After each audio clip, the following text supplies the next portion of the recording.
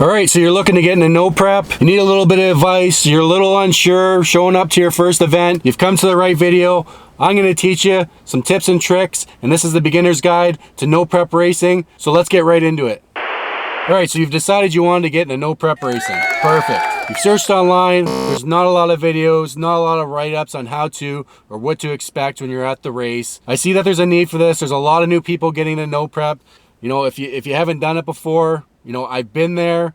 You know, I had a bit of experience before I got into the no prep scene. I still got out there, looked at different videos, watched what guys were doing, but there really wasn't a video out there totally explaining and focused on the beginner's guide, tips and tricks to your first outing at a no prep event. All right, so first thing you're gonna wanna do, if you haven't already, is figure out the event you wanna compete in. Head over to Facebook. Typically on Facebook is where you'll find all the no prep events. Everyone advertises the no prep events on Facebook. Get onto the event, figure out what class you're gonna run. All these events can run different classes. You know, some will be smaller. They might have only 3 classes. They might have 6, 7 classes. Get in where you fit in. Find the class that best suits you, whether that's small tire, stick shift, daily driver, hard tire. There's a lot of different classes. There's a lot of different events. No prep's really blown up over the years. So you have a lot of options for events. So once you've picked the event, the class you want to run, typically they'll also lay out all the rules. Make sure that your car meets all the rules, A for that class, B for that event. Some events have different rules than others. Some might require that your vehicle has a cage, might require that your car has an engine diaper. Just make sure you thoroughly read through all the rules for A, the class, and the rules for the event.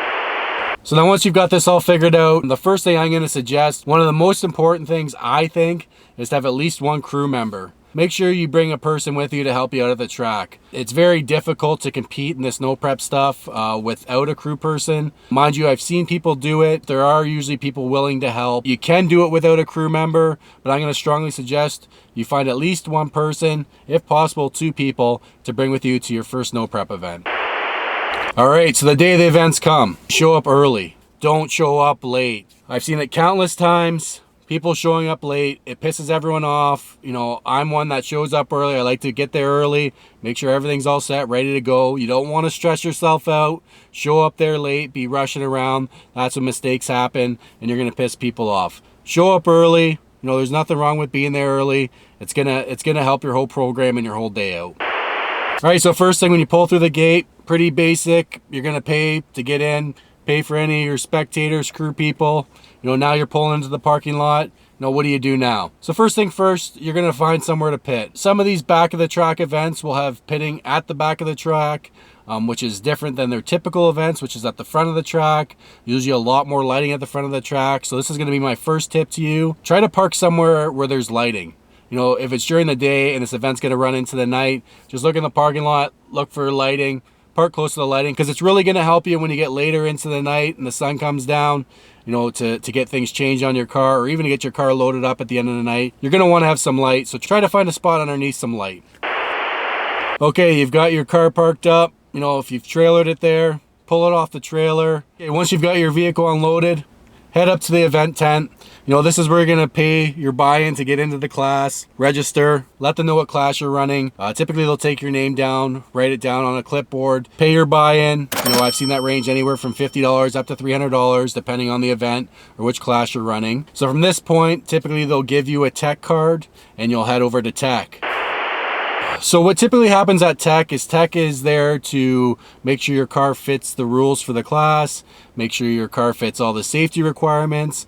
So any of your safety equipment, make sure you have it all in the car with you once you head to tech. I've been to a few US events. I find their tech's a little more lenient. Actually, I don't think at any US event I've been checked for anything. Typically I'll pull up to tech and give them my card and they'll put the number or the class abbreviation on my window and carry on, which I find very interesting. I think that there should be a proper tech done on the vehicles. In the US, it seems like they leave it more up to the drivers. You know, if you notice something with a competitor that doesn't meet the rules, typically they want you with a promoter and the promoter will go investigate that. I don't believe in that way. I think the car should be properly teched to make sure that it meets the rules of that class. I do understand that that's probably going to change with a bunch of promoters in the US this year, 2024, so that would be good. But yeah, once you get teched in, you know, I'll usually bring my car back to my pit. From there, I'll usually go and check out the surface. So you're gonna wanna go out. All the surfaces are different. You know, you got front side, you got back side. What that means is some are run at the front of the track, which typically is a better surface because you've got prep there from other events that run there. They may have scraped the track or cleaned the track off, but you know, you've got a lot of rubber that typically is already embedded into that surface. So typically front of the track, no prep races are a lot tighter surfaces, usually quicker surfaces. Back of the track surfaces, you know, that's where you find some equalizers with the surface. So I'll get out there, whether it's front side or back side. I'm gonna get out there, I'm gonna check the surface. All surfaces can vary. You know, there's some that are more coarse than others. You know, there's some that have rubber down. There's virgin surfaces that no one's run down. You want to get out there and look at the surface. This is going to be a big thing, and as you do different events and as you grow in the no prep world, you're going to be able to tune and set your car up better for these different surfaces, whether that's adding weight, boost ramps, tire pressures, all sorts of stuff. So, you know, typically in normal drag racing, the biggest thing is, you know, kind of weather, DA, and your standard traditional drag racing. But when you get into no prep, there's also the surface that you have to be conscious of, because that can be very different from track to track, front side, back side. So after I've checked the surface, I'm usually going to head back to the car, start making the changes to get the car down for first round. For me, you know, that's tire pressure, launch RPM. You know, you might be adding weight into the car, removing weight. If you have access to tuning your car, whether that's boost ramps, timing, whatever that looks like, now's the time to start getting those things going before the driver's meeting. So now you're headed up to the driver's meeting. So what you can expect at the driver's meeting, typically the promoter will start out by just kind of going over some of the general rules. If there's something that doesn't make sense to you, don't be scared to ask questions. You know, as an example, I've been doing this for a couple years now. The last event I was at, you know, I had a couple questions in the driver's meeting. It's okay to ask questions. If you don't understand something or you want clarification on something, now's the time to ask, because once the driver's meeting's done and everyone's agreed, those rules are set. So if you go sideways on any of those rules, but you didn't understand them, you know, that was confirmed in the driver's meeting. You didn't ask the questions. So make sure you ask questions if you got any questions. So what will also happen during the driver's meeting is the flagger will typically explain their style of flagging. You know, some will just stand there, hit the light. Others will run back, hit the light. There's all sorts of things. Some guys will fist pump. They'll do all different things. Typically at this time, they're going to explain to you their style of flagging. You have to be cautious with this because they will mix it up. You know, some flaggers will say they're not going to run back, but they will move back, or they say they run back and then they don't move back and hit the light. Another suggestion would be, if you know it's a specific flagger flagging this event, go on YouTube and search other races that they've flagged, and you can get a pretty good idea of their style of flagging. And usually it is pretty consistent for the most part, so you can usually get some good information from previous races that they've flagged. So once the flagger's gone over their style of flagging, the rules, etc., now you're going to go on to chip draw. So they'll call your class up, you go out, pull your chip. So typically once everyone's pulled all their chips, usually the flagger or the promoter will say, hey, where's my first pairings? You got number one, you walk up, one red, right lane, boom, your competitor will come up, you know, there'll be one black, so which will be left lane. Typically I like to take this time for the opportunity to meet the driver if I don't already know them. So I'll introduce myself, find out what they're driving. I find that's like driver etiquette. It's really good to at least introduce yourself, meet the other driver. Now this time, if they haven't already told you, I'll typically ask what time they want us in the staging lanes. It's usually 10-15 minutes before the racing gets starting. So depending which class you are, you could be racing real soon. You know, if there's a bunch of classes, it could be up to an hour. It's good to know what time they want you in the lanes at. Make sure you're in the lanes at that time. You don't want them coming searching for you, because the majority of the time they won't come searching for you and you'll be outed. All right, now it's time to race. They'll have you paired up beside the person you're running.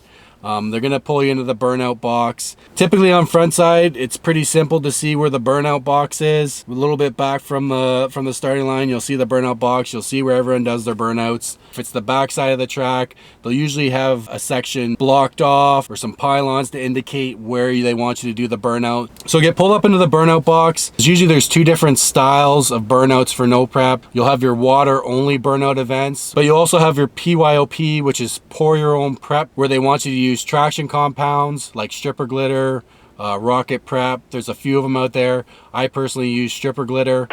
For the first example, we'll do a water burnout only. Typically, you'll have a foot or two of water that's already poured down. If there's not enough water down there, either an event organizer will pour some down or have your crew person pour some down. Make sure there's enough water there for you to get the tires turning. You don't want a puddle. If there's a puddle there, there's not really much way to get around that if someone's poured a ton down. One of my tips and tricks, I'll have my crew guy bring me up to the leading edge of that water. That's going to keep your tire out of the puddle, out of a ton of water when you do your burnout. Now, the reason I do that is I don't want my tire in a puddle, because you can get that water spraying up into your inner wheel well.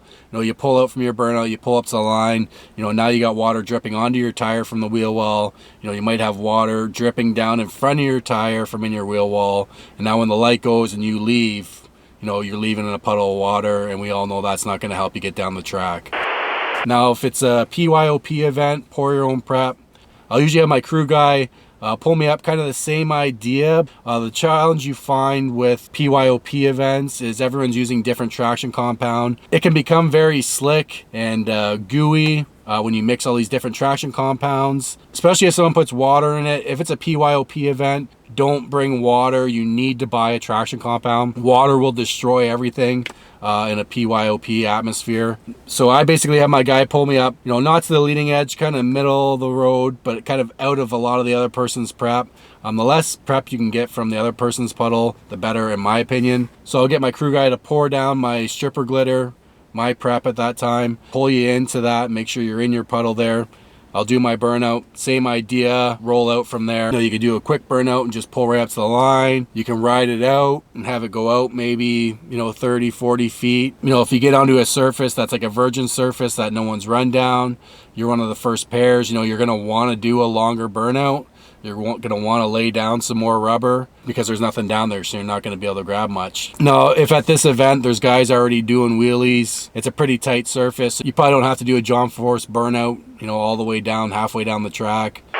So once you've done your burnout, you know, if you've rode it out past the starting line, it's good to have your crew member there to back you up. If you can have two crew members at this step, that's super beneficial. You can have someone at the back and they can help the person that's at front guide you backwards into the groove, into your tire tracks. If you just have one person, that's still fine. You can get away with that. Typically, the person out front has an idea from standing watching your burnout of where they want you to be in the groove, in your track. Typically, at most events, there'll be two starting lines. The first one will be for people that bump in. So if you got a vehicle that bumps in, you want to stage your bumper on this line. If you just have a supercharged or nitrous vehicle that doesn't bump in, you're going to want to stage on the second line.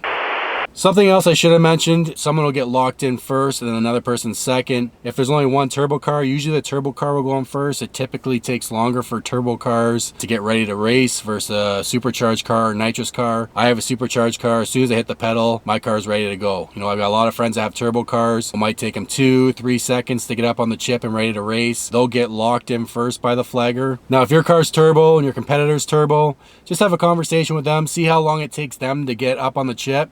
And whoever takes longer, typically that's the person that'll get locked in first. Now, don't be an idiot. Don't burn anyone down. No one makes any friends by burning people down. No one likes that. If your car takes no time to get up on the chip, you know, let the other guy go in first. All right, now once your crew members lined you up to the starting line, the flagger is going to do their thing, get everyone locked in. I always like to have my crew member back with a camera phone if possible, and I'll get them to film my launch. Now I do this is some added data. This is going to help you see what the car suspension, what the tire is doing. You can make changes for the next round, make changes for future races. All right, so you've gotten down. Hopefully you won your first round, first time out. If you haven't, you know, don't be discouraged. It happens. Now at this point, if you're out, you can load up the car, enjoy the rest of the event. Go watch. You know, you'll learn a lot from watching other people doing this as well, right? So if you've won first round, congratulations. What you're gonna wanna do now is bring your car back to your pit. At this point, usually you wanna go back up to the event tent. Some events do manual chip pulls for second, third round, where they want the drivers to pull the chips. Some events will actually do it for you. So you'll get up there and you'll find out which pair you are, which lane you are, who you're running it, and then just follow the same steps again. And hopefully you go rounds. I'll tell you, I definitely didn't go rounds first time out.